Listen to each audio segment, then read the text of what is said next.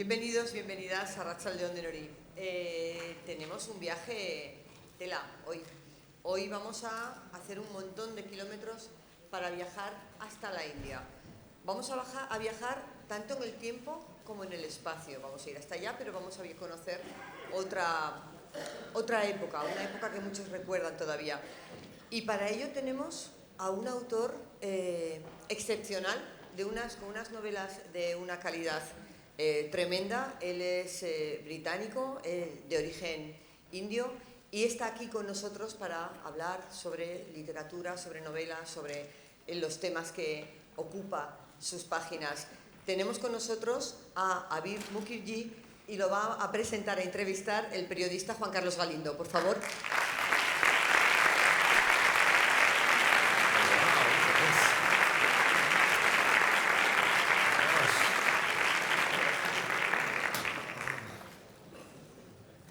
Wow. So many people, looks like an Indian wedding.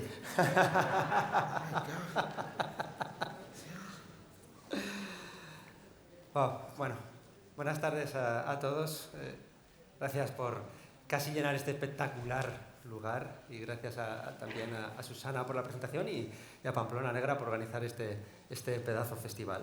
Hoy tenemos con nosotros a alguien muy especial. Habrá quienes vengan con las tareas hechas y ya se hayan leído quizás El hombre de Calcuta o Los príncipes de Sambalpur, que son las dos novelas de Abir Mukherjee publicadas en España por Salamandra. Pero para quienes no lo hayan hecho les voy a regalar un consejo o una predicción más bien. Saldrán de aquí seguro encantados y enamorados de este londinense de nacimiento, escocés de formación y de corazón e indio de origen familiar e irán corriendo seguramente por sus novelas. Voy a hacer una breve introducción a su obra y luego ya empezamos a hablar. Para aquellos que necesiten traducción, la conversación será en inglés.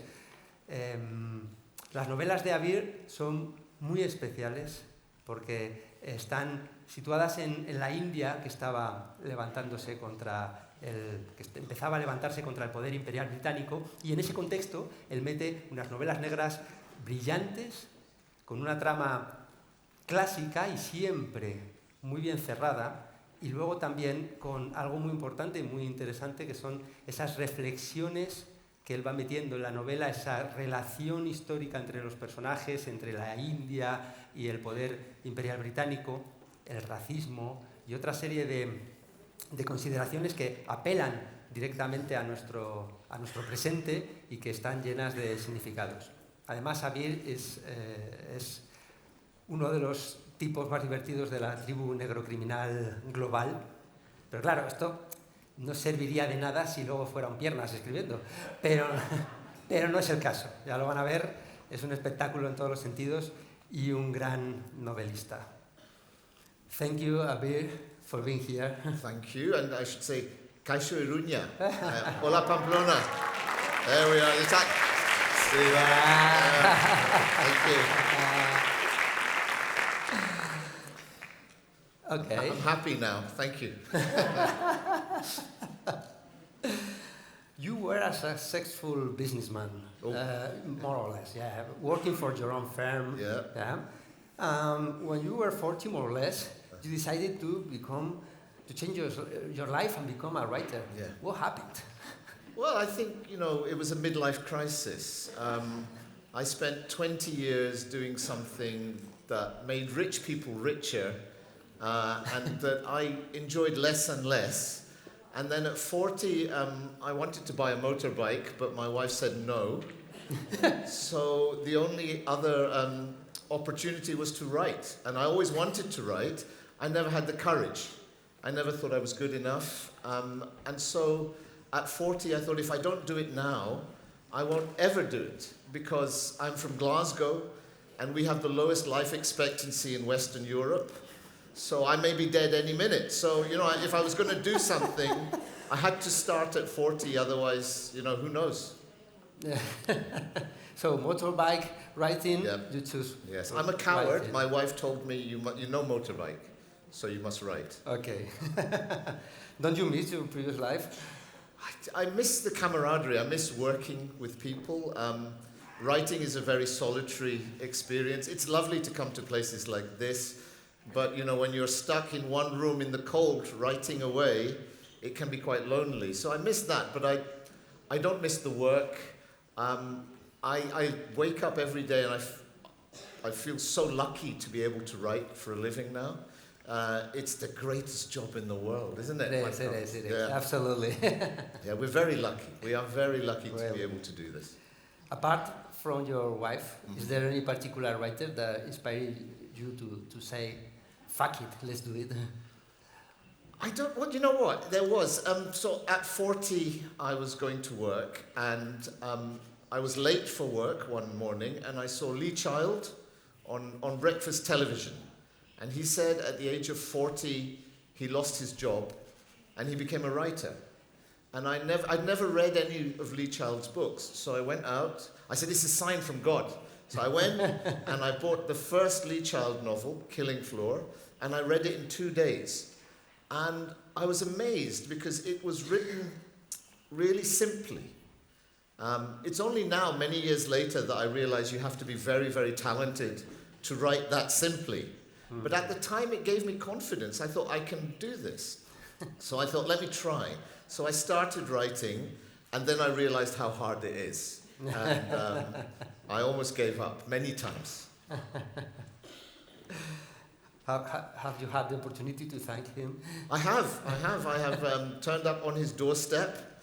I've met him several times now, and I tell him how grateful I am. He says, stop now. Stop thanking me. Just leave me alone. No, he's a lovely, lovely man. And I think this line, this job that we do, writing of crime fiction, it's a lovely environment. There's so many writers who don't need to help me. They go out of their way. I mean, it's a very friendly environment, and we all help each other.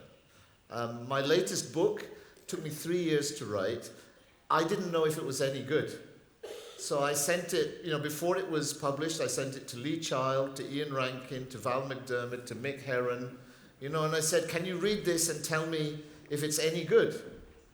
And so I had all this feedback from the best writers in the world. Some of them were saying, change this, some were saying, change this. Val McDermid, she is like my mother. I felt like I'd been mugged. She said, this is wrong, change that, this one, rubbish, that. Jesus. But I did what they said, and I think the book is better because of it. Wow. So, yeah. Many good friends, yeah. Let's talk about your books. Right, let's do that. We have Captain Sam Wyndham and Sergeant, let's call it Surrender Not. Okay. Surrender Not Banerjee. And they're a very particular couple. When I read the books, I thought immediately about Sherlock Holmes and John Watson. And even Wyndham is a friend of opium, as Sherlock is. But what are your influences to create such great characters? Because it's a couple, very special couple. Well, I mean, that's a good question. I mean, it starts with my childhood. As you can tell, I do not look like the average Scottish person. My father and mother came from India, and my father looked at a map and said, what is the coldest, wettest place I can raise a family? And so he moved from India to Scotland, okay? Which is very upsetting for someone like me, We were the only colour in the town that we grew up in. There was no other people who looked like me. But Scotland is a wonderful place, it really is. In Scotland, especially the west of Scotland, your skin colour is less important than the sect of Christianity that you follow. Whether you are Catholic or a Protestant is more important than if you are white or brown. So I would go to school and people would say to me, are you a Catholic or a Protestant? And I would say, I'm a Hindu. And they would say, yes, but are you a Catholic Hindu or a Protestant Hindu? And these questions of identity, of what am I, are questions that I had from a very early age. Am I Scottish? Am I British? Am I Indian? Am I Bengali? Or am I something in the middle? So identity has always been a very important question to me. And to make sense of your identity, you need to understand your history. Now, we British people, we have the gold medal for rewriting history. Okay, I think the Americans get the silver. You might get bronze. Actually. You're pretty good. Or silver. Silver, possibly.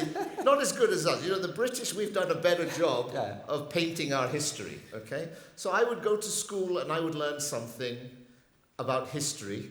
And I would come home and I would tell my father or my mother, today we learned this. And my father would say, it's very good, it's wrong. And then he would tell me a different version of history.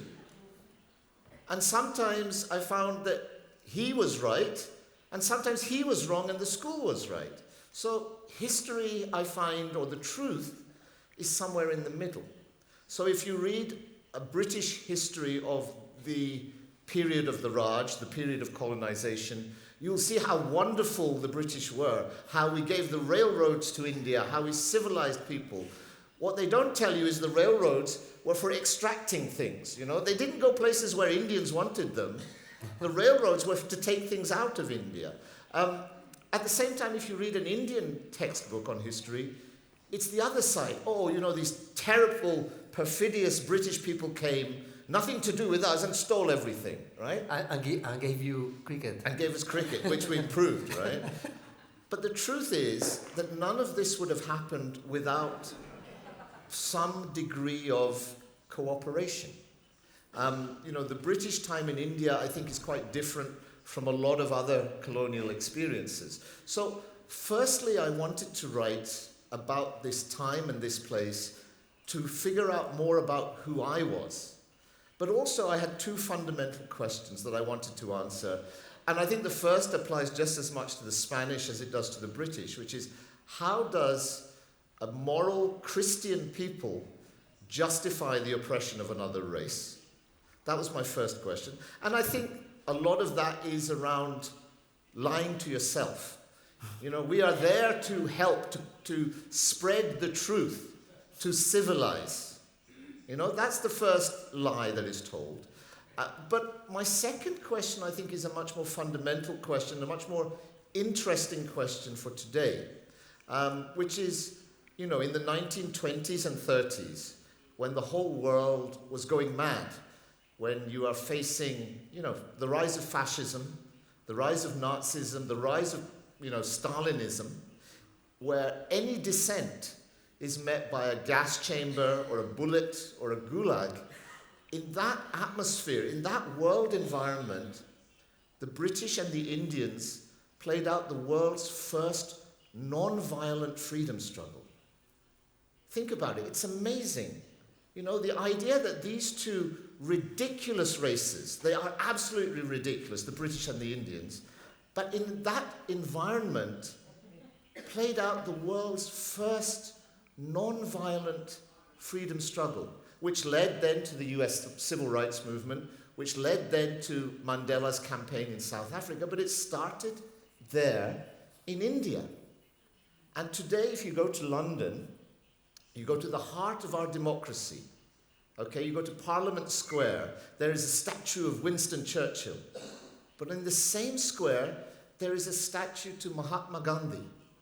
The man who kicked the British out of India has his statue in the center of our democracy. Now, what does that say? That's a very powerful message to me. It's a message of tolerance. It's a message of love, and we want to talk about that in a bit more detail. But it's why I think, you know, Britain is far from perfect, as you know. You've seen, we are the, you know, Brexit, I'm really sorry about. But on the other hand, you know, we had a prime minister who looked like me. Not as handsome as me, obviously. Of course. But he looked like me. Now, I cannot imagine that in another European country, right? Not in Spain. But it comes from the end of empire. It comes from the way that empire finished in India. And India was the most important jewel in the British Empire. But Gandhi was such a man that he realized that the way you do this is not through hatred. You do it through love and compassion and turning your enemy into your friend. And that's a very powerful lesson for today, where we live in a world where we are very quick to demonize people we disagree with, to see the worst. If you make someone your enemy and you make them a demon, it's very difficult to reconcile with them. Gandhi, I think, realized that the way you deal with the British is you appeal to this sense of morality. Because the British, as I say, we are the best whitewashers of our own history. But British people believed that, right? Even at the time, they believed that they were on the side of the angels. What Gandhi did was show them that you're not on the side of the angels, but you can be. And that is a very important lesson, and that's what I wanted to look at in the books.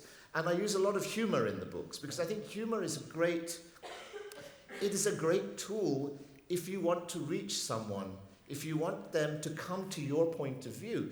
They used to say, the sun never sets on the British Empire. And Gandhi said, that is because God does not trust the British in the dark. Right? And he said that to the British. If somebody is your enemy, you tell them that. How can you fight against someone who treats you like that? Huh? I think this was the fundamental thing that the Indian freedom struggle, which Martin Luther King Jr. then saw, then Mandela saw, was that your enemy is a human being. If you can appeal to the humanity in your opponent, you can change their minds. If you vilify them, if you demonize them, it's much more difficult.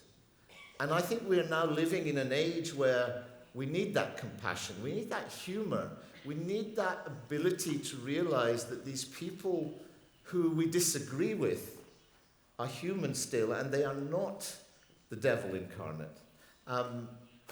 So let's have a bit more compassion. Sorry, I haven't answered the question, have I, Juan Carlos? Not really, apologize. But you've answered another question. I've answered another question, so I've got 1 point, right? Yeah, good. Not bad. Okay. No, not bad, okay. But I think, let's talk about humor. I think it's hardly difficult to use it in a proper way, but you do it. So, how does it work? I think humor, I'm very lucky. You come from Scotland, you have to have a sense of humor, right? It rains 362 days a year, and the other 3 days it's snowing, right? So you're living in this climate where you need alcohol to survive, right? So there is that. There's a distinct Scottish sense of humor, which is a dark sense of humor, which comes from our climate. But I also come from a very hard place, a working class place. And I think working class, hard places have a distinct sense of humor. Liverpool, Glasgow, Calcutta, the East End of London, Marseille, not Pamplona, Cordoba, yes, but not Pamplona, right? I think hard places, working class places, you need humor to survive. It becomes part of who you are and how you make sense of the world.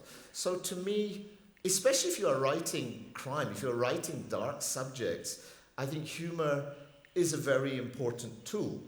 I think the French call it British humor. I don't know what that is. I think we have if there is one thing that we do well, it's that we do not take ourselves too seriously. But I have found all over the world people do that. I mean, I was in France, and we were talking about humor, and I said, I found that everybody can laugh at themselves, except maybe the Germans. And somebody said, I'm German. And I blamed the translator. I said, I didn't say that. It was I think we all have this ability to laugh. And when we laugh, it brings us closer together. Okay, what are the advantages and disadvantages of this hybrid that you made between history and crime? Okay, well, I think the advantages are you can make things up, right? But you know what? History is such a thing that it's multifaceted. The older I get, the more I realize just how multifaceted history is and how throughout our lives we only see one side. When you sit between cultures, as I do, whenever you are a minority, whether it's a racial minority or a sexual minority, when you are outside the norm, you see two sides to things. You don't just accept what you are told from a very early age. You know, from an early age, from the age of 7 or 8, I developed a distrust of the police. Not because the police had done anything to me, but because of the stories you hear. When you sit between two different cultures, you don't just accept what you're told. And history, as I say, when I went to school, was only one side of the story. Whereas I think fiction in many ways can give you a better, if you do it properly, can give you a more rounded view of history. I'm motivated by history. I will not seek to change history. I will not, end up not shooting JFK, right? I will not change history, but I want to give you more of a view of history. I mean, my first audience when I started writing was not for Indian people or European people. It was for British people. I wanted British people to see the other side of the history that they only see one side of. And my father said to me, "Are you sure British people are ready to read this?"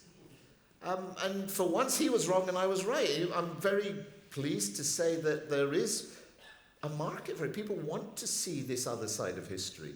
And also in India, my books are read in India. They're read widely in India. And one of the things that they like is that I don't apologize.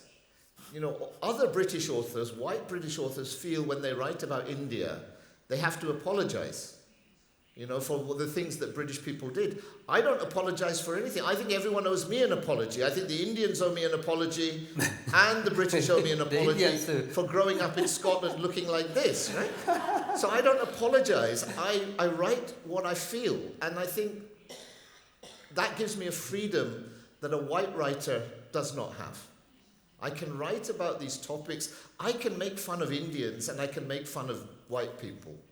And that's a great freedom that you don't have one, Carlos. No, I don't. Middle-aged white man, huh? The hardest job to do these days, right? Yeah. What a pity. I know it. I'm not sure I answered your question again. No, so, okay, we're 1 for 2 now. Don't worry, because you are answering other questions that I have. Yeah. Everyone's gone to sleep. No, they're laughing aloud. Don't worry. Juan Carlos has just crossed. I can't see if you can see the paper. He's just crossed it out. He said, "I'm not going to ask these questions. There's no point." We're finishing. We're finishing now. Okay. No, your debut novel, A Racing Man, is a very good novel, and it's set in Calcutta. Yeah. What does this city mean to you? So Calcutta, I'll tell you how we start in Calcutta. So, my parents are from Calcutta, which is in Bengal, which is in the east of India. And 120 years ago, it was the capital of India. It was the richest and most sophisticated city in Asia. And it's a very odd place. It was founded during empire. So it was not a city, it was a village, but before the British got there. And the British, in their way, decided to build their capital in the most hostile place. The one place that can kill British people within 6 minutes, everything that can kill a British person in 6 minutes can be found in Calcutta, right? And this is in the middle of a malarial swamp, they built their capital, right? You go to the graveyards, it's great, it's full of dead English people who turned up, and then within 15 minutes they're dead. But there's 2 graveyards in the center of town. There's an English cemetery. You have the English cemetery where the English and the Welsh and the Irish are buried. And then you have the Scottish cemetery. Because even in death, the Scots will not be buried with the English. Okay? And Calcutta is a fantastic place. It is a place of great art and culture. It has more theatres than London and New York put together. Wow. It has more literary magazines than London and Paris. Everybody in Calcutta is a frustrated artist. Everybody pretends to work between 9 to 4, and then they will go to their club where they will recite really bad poetry or paint or write novels. Everybody in the city believes themselves to be an artist. An Englishman once said that Bengalis, the people of Calcutta, believed that they were put on this earth to paint pictures or write poetry, and that the dirty work should be done by somebody else. And that is a philosophy that I hold to. I think it's a very true thing about the city. You go to the airport, you will land at the airport, you look at the ceiling, it's covered in handwriting. And that is the handwriting of Rabindranath Tagore. I feel sorry for the translator having to say Rabindranath Tagore, not just once, but twice. Rabindranath Tagore 3 times. But he was the first non-white winner of the Nobel Prize for Literature. And he came from Calcutta. And his handwriting from his Nobel Prize winning text, Gitanjali, is on the ceiling of the airport. It is the sort of city where, it's the only city I know where there was a riot because the book fair finished 1 day early. Wow. It is that sort of place. Every rickshawala, every taxi driver can quote Shakespeare or Tagore while they overcharge you 600 rupees for a 200 rupee journey. It's that sort of place. Culture is, it runs in the veins of this city. And yet this is a city that is now crumbling. As I say, 120, 130 years ago, it was the most sophisticated city in Asia. And then it had, let's just say, it's had a tough 100 years. First, the British moved the capital back to Delhi. Then we had what is known as the Bengal famine. And I don't know how much you know about the Bengal famine, but I write because of the Bengal famine. You know, you are all aware of the Holocaust, in which 3 to 5 million Jews died during the war.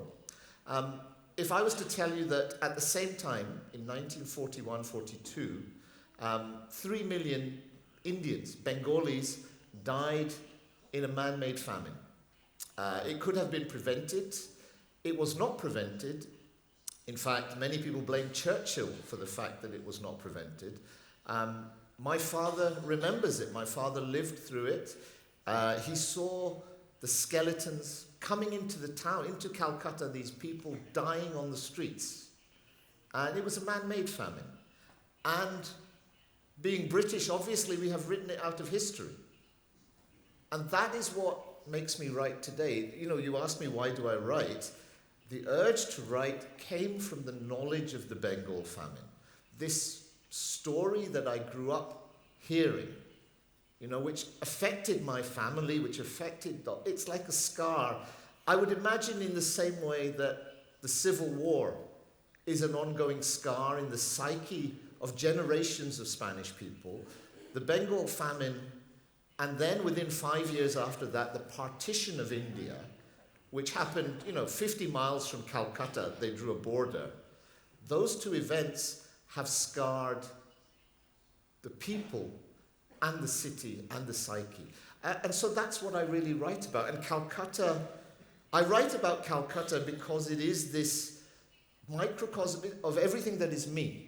It is British, it is Indian, it is Bengali, it is this really lazy place that pretends that it can do art, right? And that's me, right? So much of my personality. And this is a very strange thing. I grew up in Scotland. I would only go to India on holiday. But parts of my personality only fit in Calcutta. Parts of me that I don't understand make sense in this city that I did not grow up in. For example? what other people would term laziness, what I would term my cultural, my artistic outlook on life, makes sense in the context of this place, where it's very odd, you know. And you go to a place and you think, I understand these people and they understand me, and it's remarkable. Because, you know, as I say, my roots are shallow. there is nowhere in the world where I'm 100% at home. Not in Glasgow, not in London, not in Calcutta. Little parts of me make sense in each place.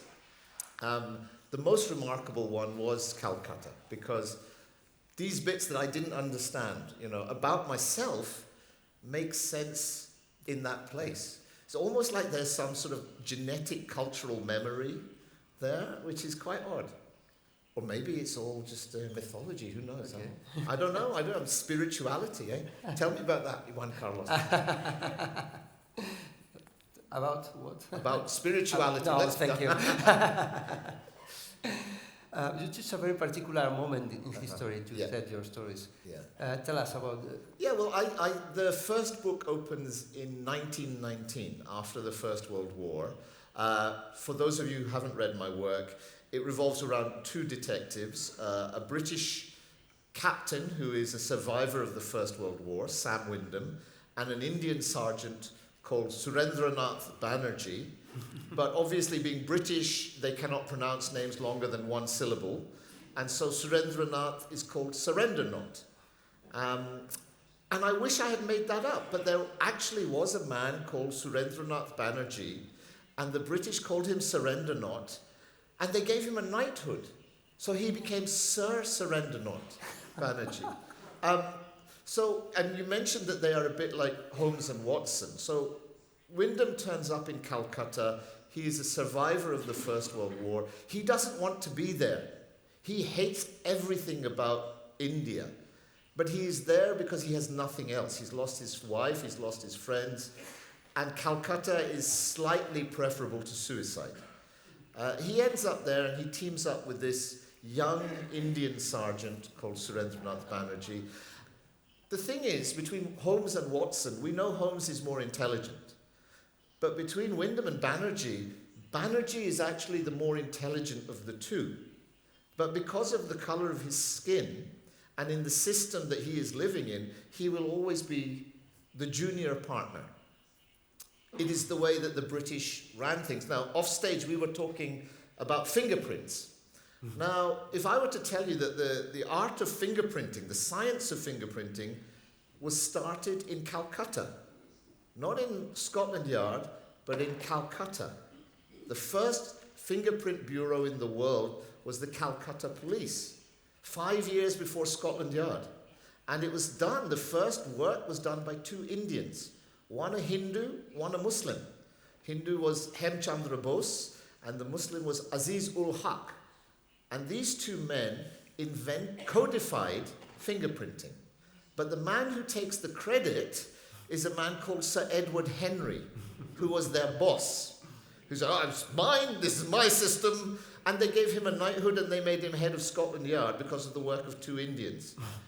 There are quite a few examples of British people taking credit for these sorts of things in Calcutta. So the fact that malaria was spread by mosquitoes, again, was discovered in Calcutta by a Scotsman called Sir Ronald Ross.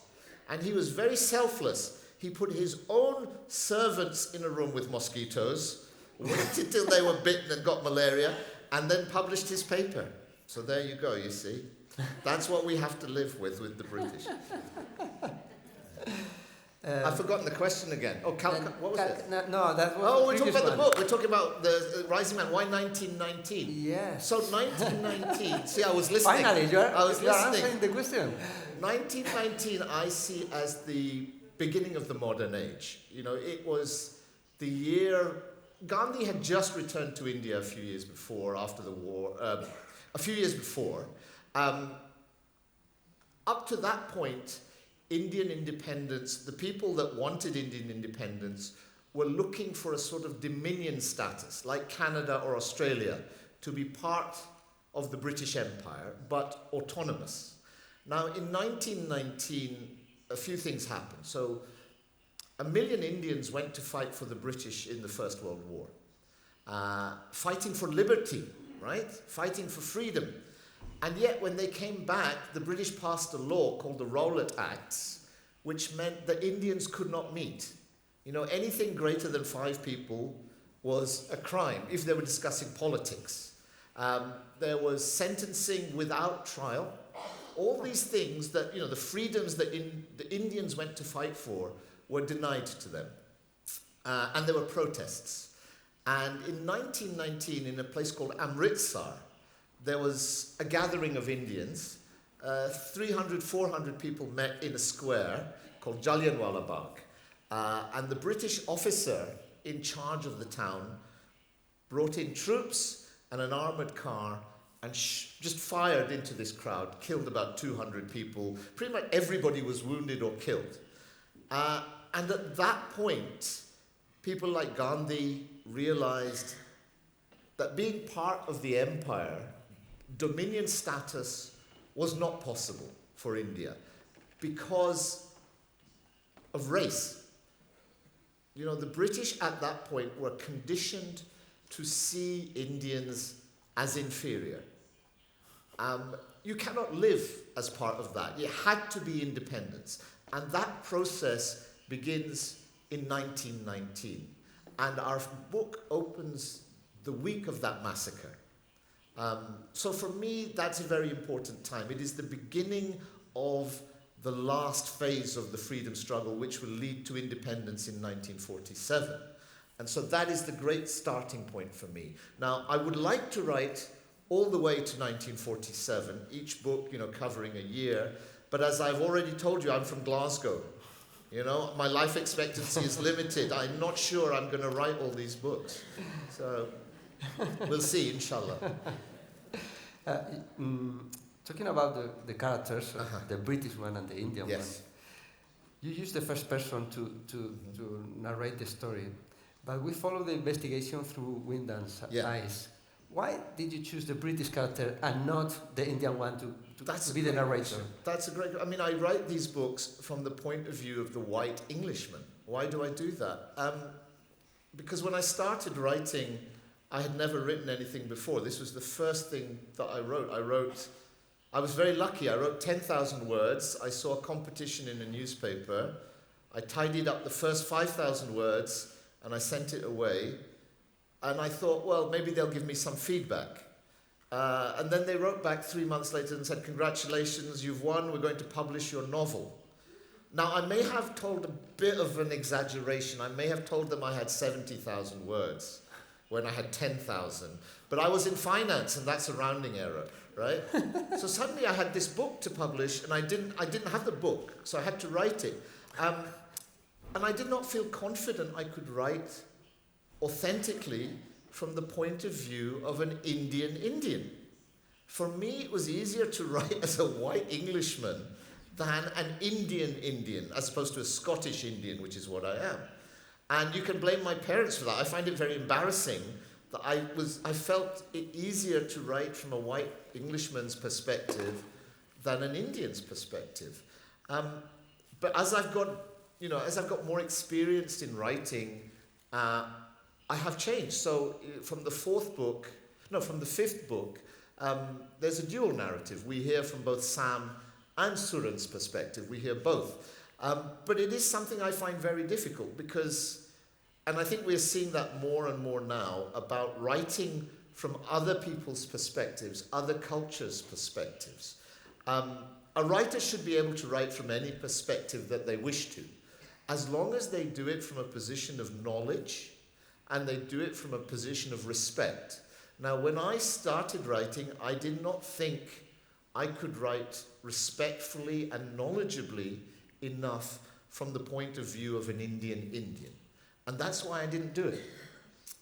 It wasn't from the point of view of a market or anything. I didn't even know it would be published. I did it because, for me, to understand and talk through Sam was easier than to talk through Surendranath. Good. And you answered the question. There you go, that's one. Wow. We're keeping score, right? How did you explain your huge success? No idea. I was hoping that. I have literally no idea why people have liked these books and are reading these books. I wake up, as I say, and I give thanks that people do read them. You know what? If I can hazard a guess, I would say two things. One, a lot of these issues are universal, right? I've gone and I've spoken in Ukraine, and there are parallels between their, Soviet period and the period of colonialism in Britain. I've spoken in France about these issues, and they see the parallels. They also love the fact that I make fun of the English, right? The French love that, okay? But I think there are some universal things that we see here. And there is humor. I think you can touch people through humor. And also people want to know. People want to know about other cultures, but they want to understand them in a way that is not completely alien. I write about these cultures, but I do it in a way that's accessible, because it has to be accessible to me, because I don't sit firmly in any culture. I sit somewhere in this ridiculous space between the British, who are a ridiculous people, and the Indians, who are we were talking earlier about cricket. This is how I explain, you're talking about two races of people who love cricket, which is a sport which is played over 5 days and generally ends in a draw, right? It is the only sport you can play and do something completely different and not miss anything. You can read a whole book while watching a cricket match and not miss anything. Right? That cricket symbolizes these two countries, okay? And I'm very lucky to sit between them. But maybe that's why we are slower to succumb to ideologies like communism or fascism, because there's a skepticism there. I can't see communists or fascists watching too much cricket, right? Certainly not a test match. Maybe a one-day game, but not a 5-day game. Extremists don't have time for cricket. Only people who moderate people will watch cricket and drink tea, right? That's the secret to the future of the world. Moderation. Okay? Tea and cricket. Okay? Don't laugh. You heard it here. You watch. 20 years' time, you'll be thanking me. When I have a statue in Pamplona, right, this is the message. Tea and cricket on the bottom, okay? Tea, cricket, moderation. I'm serious about the statue. That explains a lot of things. I don't know what the question was. And me neither. Who cares? Let's try this one. We'll try again. I apologize. The questions are terrible. Anyway. Okay. So now you've published another book that is outside the series. It's called Hunted. That's right. And it's a standalone. Yep. Are you getting tired of Wind and Surrender Not? Do you know what? Am I getting tired? I was. In my head there were 3 voices. There was Sam, there was Surrender Not, and there was my wife, right? And for 7-8 years, these 3 voices are in my head. And I needed to do something different. And I can't get rid of my wife because she's the only one who looks after me. So I had to give Sam and Surrender Not a bit of a push. And I wanted to write something else. I wanted to write... Everything I write comes from a position of anger. It is something that upsets me. Whether I am writing about colonialism or whether I'm writing about Brexit. So my 4th book, even though it is set in 1920, is really about my fear of Brexit. But this time I thought I want to write about something that is worrying me now, which is the rise of populism, the rise of extremism, be it extremism from a religious angle or a political angle, as we are seeing in so many parts of the world. And I wanted to talk about that now. And I wanted to talk about the fact that the 2 poles of extremism, the far right and the far left, are actually closer to each other than they are to the middle. So it's not like that. It's like a horseshoe. The people that are extremists on the left and the people that are extremists on the right, they have more in common with each other than they do with the people in the middle. And I wanted to explore that. I wanted to explore that from the point of view of parents. When I went off to university, my father wrote me a letter. And one of the points on that letter was as close to a talk on sex as my father ever gave me, which was, Don't do anything, don't get yourself into any trouble that I cannot get you out of. Okay? That's the closest I ever got to a talk about sex from my father. As I became a parent, though, my greatest fear is that I will not be able to protect my children. So I wanted to write this book from the point of view of two parents whose children have been radicalized. One whose daughter is a Muslim, he's a British Bangladeshi man. His daughter is Muslim and she has been radicalized. The other, a white American woman whose son has been radicalized by the far right. And these two people are thrown together trying to find their children before their children can commit a terrorist atrocity. And it is set just before the last election in America. And even though I wrote it over 2-3 years, half of it came true. I was shocked how much of that book came true. So my next book is about an author who wins the lottery. So, anyway, yeah, so that's the new book. Before finishing... Are we finishing? We are going to play a game. Okay, we're playing a game. A word game. Okay? So I'm going to give you some words. Right. And you have to answer me. And you have to answer me with another word or expression to explain what it means to you. Okay. For example. Give me an example. If I say Pamplona, you could say... I say beautiful people. Beautiful people or Chistorra. Chistorra, yes. Okay. Let's do it. Let's do it. Off we go. Love. Family. Books. My life. Writing. Difficult. Tough, difficult. Blood, sweat, tears. Okay. Okay. Garage. Backwards. I don't know. Reversing. I don't know. Backwards. Okay. Harrogate. Harrogate. Crime Festival, Agatha Christie. So much. Happy memories, being drunk. I've been drunk many times in Harrogate. Not enough times in Pamplona. I'm only telling you that. Okay. Crime. Crime. My writing.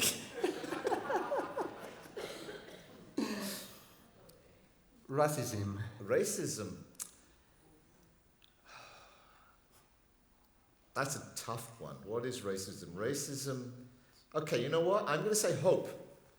Because nobody is beyond salvation, in my view. We had riots in the UK in the summer, anti-immigrant riots, and it just showed me how far we still have to go.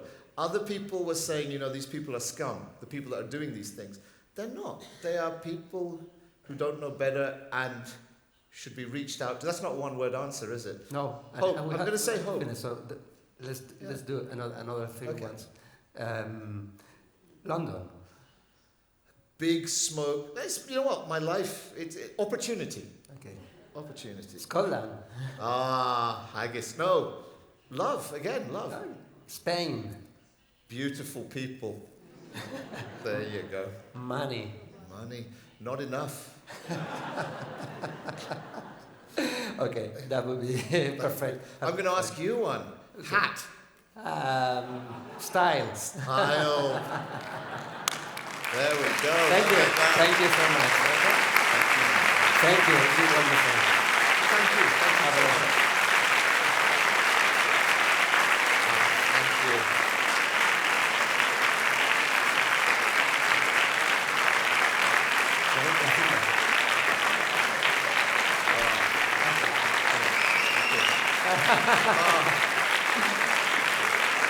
No, it's for us.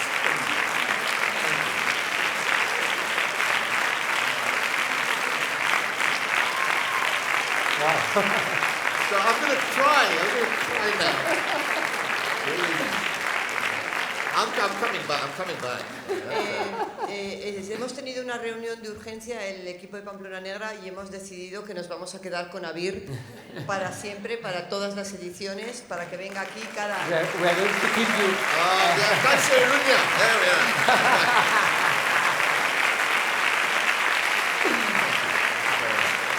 Abir, thanks for coming. Thanks for writing. Thanks for not speaking in Scottish. I can do that if you want. Speak like this if you want, right? Alan Parks, right? Speak like Alan Parks, this. no, thank you. Was hard. Thank you very much. No, thank you. Please. Thank you very much. Os dije que era maravilloso. Thank you. Un minuto y volvemos, ¿vale?